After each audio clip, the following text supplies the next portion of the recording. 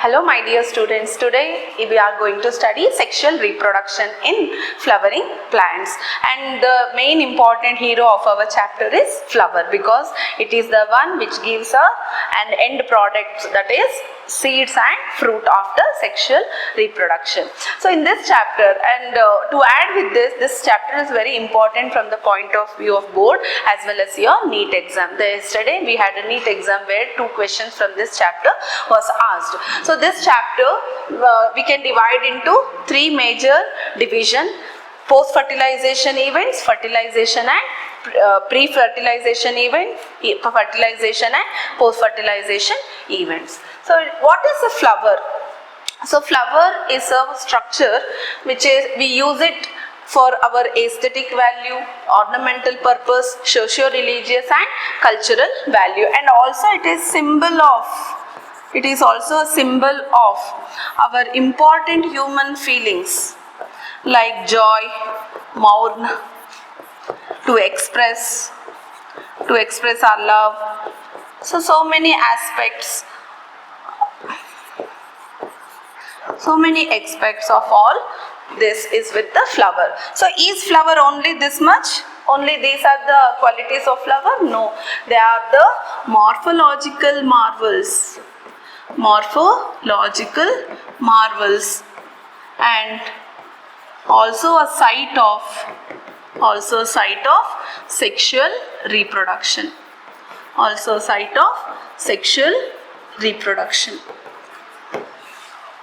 So morphologically it has undergone various adaptations so that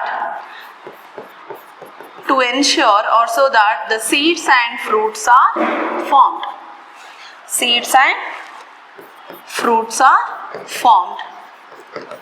That is the end product of sexual reproduction. They are the end products of sexual reproduction. So how the flower is formed? It is because of structural and hormonal changes that occurs. Say, for example, in your schools and all, you had studied flower is a modified shoot. What is a flower, children? It is a modified shoot. But what exactly it is happening? There are several hormones that is modifying this shoot into floral primordia or primordium. Okay, so this floral primordium develops into flower. So many plants have a structure called inflorescence. What is inflorescence? It is a cluster of flowers which holds numerous number of flowers. Okay, so well before we see the flowers in the plant, so many hormonal and structural changes will be taking place. For example, bamboo flowers every 100 years. So 100 years it takes time to flower. If you have observed bamboo shoot or bamboo plant, we will see flowers only after it's like 100 years. At the end of the 100 year, it will flower, it will produce the seeds and die. That is in case of bamboo. In some plants, all throughout the year, we see the flowers, right? So next, coming with the parts of the flower. Okay, coming with the parts of the flower. If we check here, so what are the things we see? So externally we see a calyx. Okay, we see calyx, then corolla, then the stamen and the pistil. So how many whorls are here? There are 4 whorls, right? How many whorls, children? There are 4 whorls. So that we are going to study one by one now.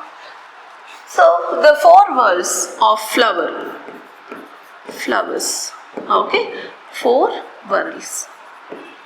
Okay, of this we have 2 essential whorls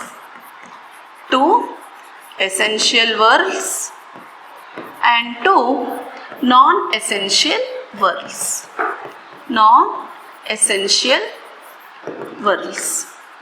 So what are these non-essential? Then that doesn't mean that they are not required. They are required, but actual for producing seeds and Fruit, we need two essential verbs. To aid the function, to complete the function or process, we need the other two non-essential verbs. Which are they? One is calyx, outermost, and the second one is corolla. So calyx, when we talk about calyx, the members of calyx are we will start with the calyx. Members of calyx are called sepals. Members of calyx are called sepals. Right? Sepals. And these sepals, when green in color, okay, they are photosynthetic. The major function of this sepal is to protect, okay, to protect floral parts in bud conditions. Okay, so that is the importance of sepals.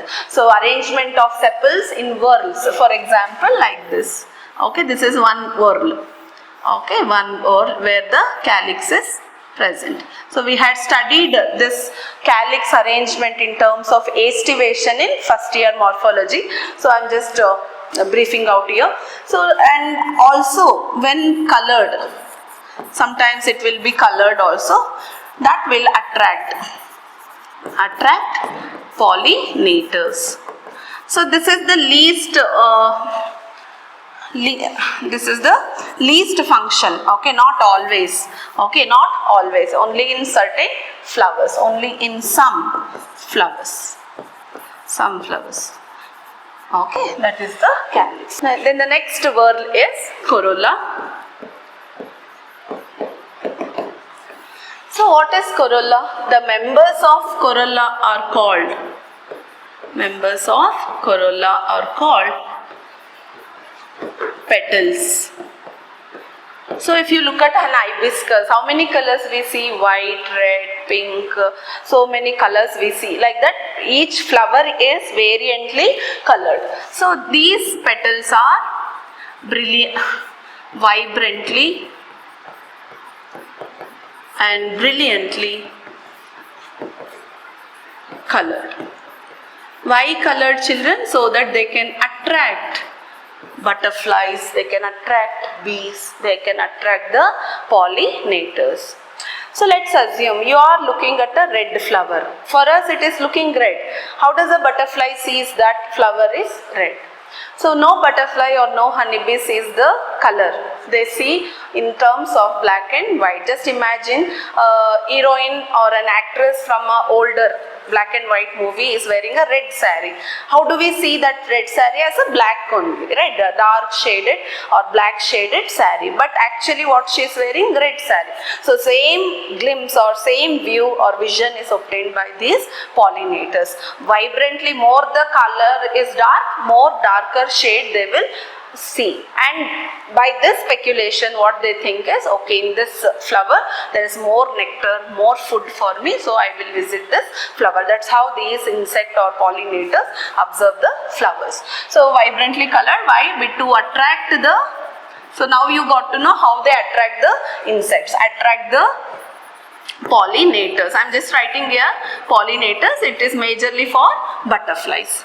Then at the base of corolla or petals, okay, petals, what is present? We have scent glands and nectar glands. Scent glands and nectar glands. So what the nectar glands and scent glands do? Scent glands produce fragrance, and nectar gland produce a sweet fluid. What is that called? Nectar. Okay, sweet fluid. So to obtain this, the insect come. Okay, they are giving it as an rewards for pollinators. Okay, so flowers have also undergone adaptation to attract the insect. One such adaptation is the brightly colored scent glands are present, nectar glands are present. Scent glands produces fragrance and nectar gland produces nectar. So to drink this nectar, honeybees visit the flower. Now also some flowers produce foul odor to attract flies. And normal like fruit flies attract to a rotten food, right? Same way foul smell also attracts some flies, so that they also act as an pollinators. So that's all with the corolla, though they are termed as non-essential, but still they are required majorly for another important function of them is also protection. Okay, protection is one function. Majority of this function is to attract the pollinators, right? Then we will go with the next part of our chapter. So let's assume, okay, so in this chapter, children, okay, this chapter connects us to our plant kingdom. In the previous chapter, previous year, in first year, we studied plant kingdom, where we saw alternation of generation, right? Alternation of generation in plants. That is, we studied about algae, bryophytes,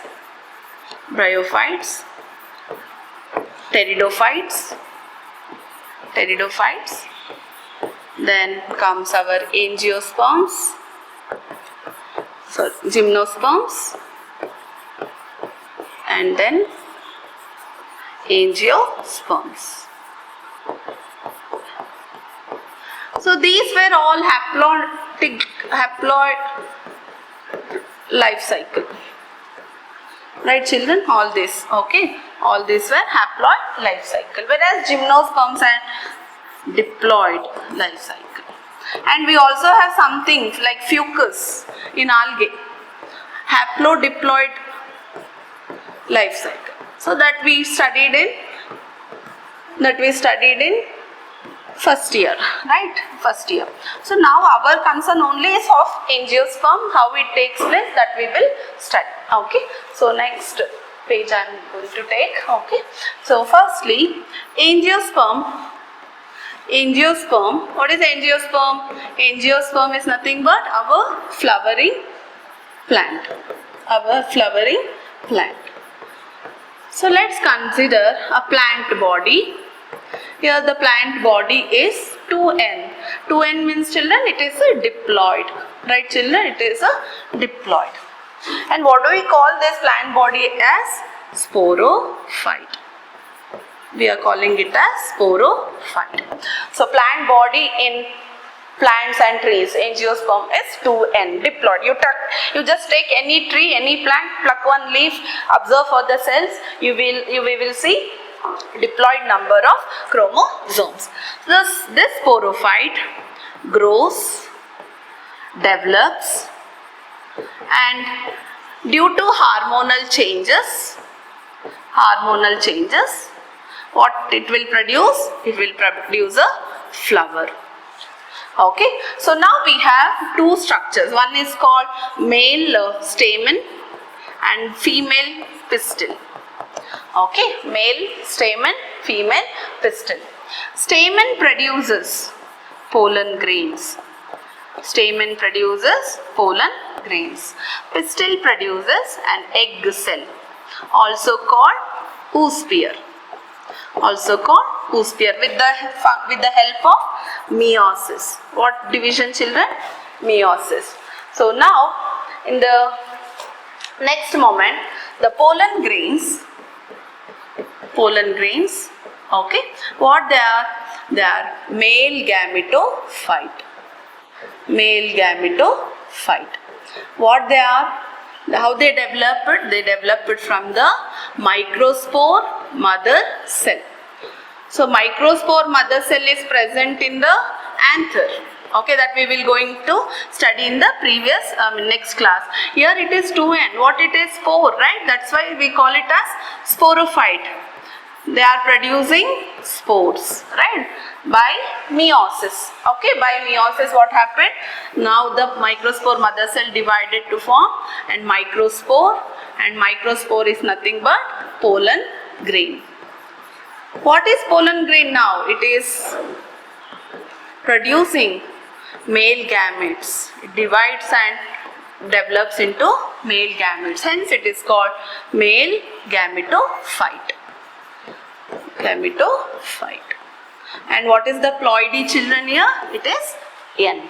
Same way in case of pistil. Pistil is having, it is from the sporophyte. The pistil has megaspore mother cell. Megaspore mother cell. Through meiosis what will produce? Through meiosis what is produced?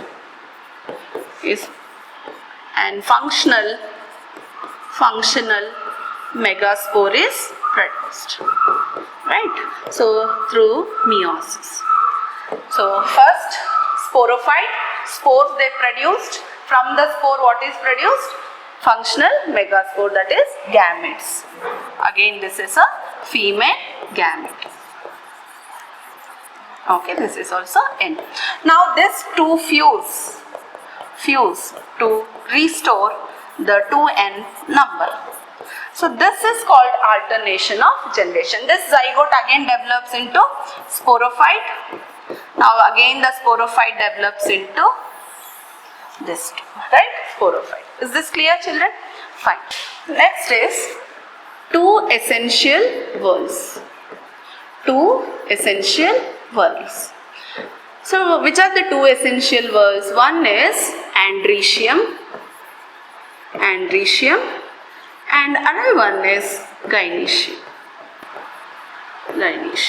Okay, so andrecium and gynoecium. So here the andrecium is also called stamen, and another one is called pistil. Female is called pistil. Okay, so we will take up this in the very next session. So here I am stopping, and one more thing to add is floriculture. So what is floriculture? It is cultivating of flowering plants. Cultivating of flowering plants. And horticulture. Okay, horticulture. So it is for cultivation of flowering plants for the purpose of fruits and vegetables, to yield fruits and vegetables. Okay, so this is two terms which you have to remember. Okay, floriculture is a branch of agriculture where ornamental plants and flowering plants are raised or cultivated. So horticulture is a part of floriculture where flowering plants are grown for the purpose of fruits and vegetables. Fine.